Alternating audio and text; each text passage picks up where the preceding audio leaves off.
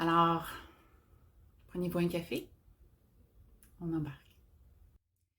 On vient en fait de voir que tout ce qui existe a d'abord été une idée, une pensée et une image qui a été vue et revue et sentie et ressentie avec un résultat souhaité. Même quand on ne comprend pas tout à fait le comment du pourquoi. C'est un processus parfois rapide, voire instantané, et parfois c'est un processus qui peut s'étendre sur plusieurs décennies. On l'a vu avec l'invention des avions, des moteurs de voitures, de l'électricité, des ordinateurs qui communiquent entre eux d'un bout à l'autre de la planète, une toile de peintre, une sculpture, une robe, une table, une maison. Tout a été vu dans l'espace mental avant de devenir une réalité tangible et possible. Ces gens ont eu la foi et ont suivi leur guidance intérieure. Donc, avoir la foi, ce n'est pas de croire avant de voir, mais bien de ne pas suivre le chemin et la logique de l'ego ou de l'intellect. C'est de voir en soi, de le croire avec conviction par nos émotions ressenties, avant de le voir exister dans notre vie et de le croire de nouveau ou confirmer la croyance.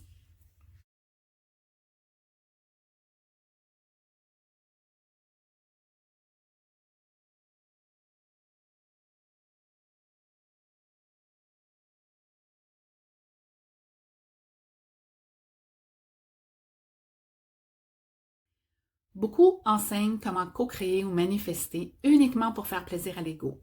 Donc, pour améliorer leur vie, oui, mais sans nécessairement faire de différence ni aider son prochain, sans suivre leur plein potentiel. Ces gens ne parlent donc pas de la foi parce qu'ils sont séparés de leur entièreté ou croient que c'est un nouveau processus qui n'a rien à voir. C'est en fait la foi qui est tout simplement nommée avec un vocabulaire plus moderne pour éviter de déclencher les pensées de l'ego qui ne cherche qu'à garder son contrôle et qu'à limiter sa zone d'égo-confort. C'est également une façon de permettre une certaine expansion sans ancienne connotation religieuse pour plusieurs.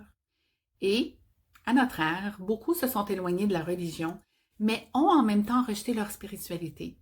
Et comme il est impossible de rejeter notre essence, donc l'être spirituel ou énergétique que nous sommes, parler de manifestation est devenu plus ou moins une méthode de co-création tout de même essentielle à l'expansion de qui nous sommes et du plus grand que soi.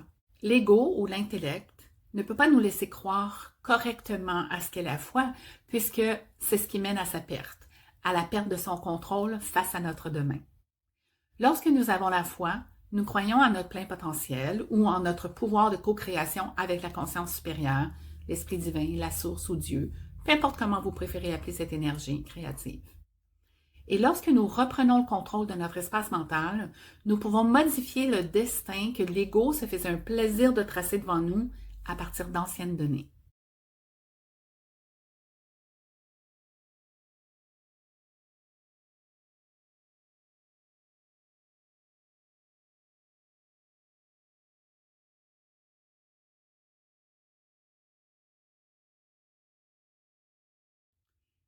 La foi permet de bouger des montagnes ou marcher sur l'eau ou de soudainement guérir.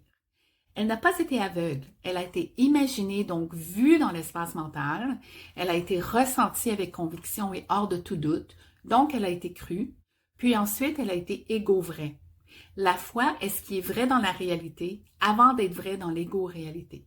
Les grands maîtres n'allaient pas méditer ou prier pour quémander un miracle, ils allaient méditer pour se connecter afin de s'aligner hors de tout doute ou sans leur égo-contrôle avec cette première portion de le voir, le ressentir et le croire pour ensuite le co-créer. Cette force créatrice n'est pas celle de l'ego ou de l'humain. Elle vient de la conscience supérieure qui crée à travers nous. L'intellect ne peut rien créer par lui-même. Il ne peut que projeter ce qui existe déjà.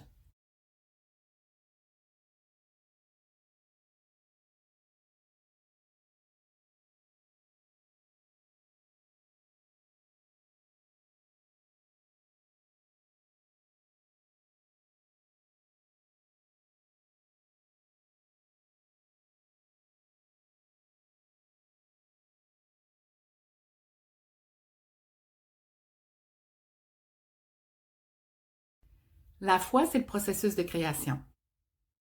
En regardant l'image sous un nouvel angle, on peut voir que non seulement la foi est importante, mais elle est la base à suivre. Beaucoup d'ailleurs suivent ce processus sans même en être conscients. Pourquoi certaines affirmations ou prières fonctionnent alors que d'autres non? Pourquoi certains désirs se manifestent alors que d'autres non? Pourquoi certaines choses non désirées se manifestent quand même? Pourquoi certaines personnes semblent subir des miracles alors que d'autres non? Pourquoi certaines choses semblent perdurer et faire plus de mal que de bien? Parce que dans l'imagination et les pensées, donc dans l'espace mental, ces choses désirées ou non, sont entretenues et ne peuvent que compléter leur processus. Ce qui est dans la réalité termine dans l'ego-réalité, à moins d'agir en architecte pour changer le plan à la base, à moins d'en être conscient et de modifier les données et en ne suivant que les actions inspirées, donc celles qui viennent du moi supérieur.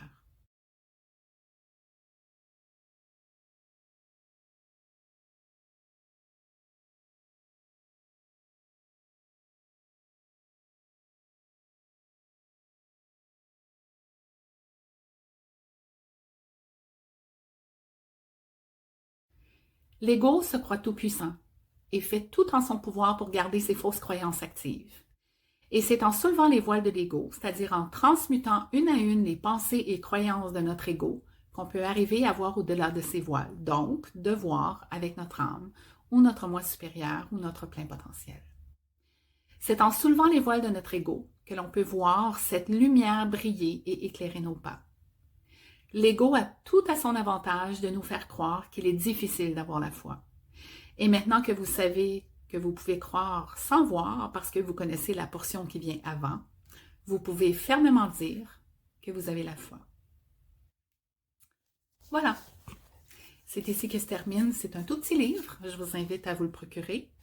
C'est agréable de le relire et de prendre le temps, au fur et à mesure qu'on le lit, de voir où on en est personnellement dans notre cheminement.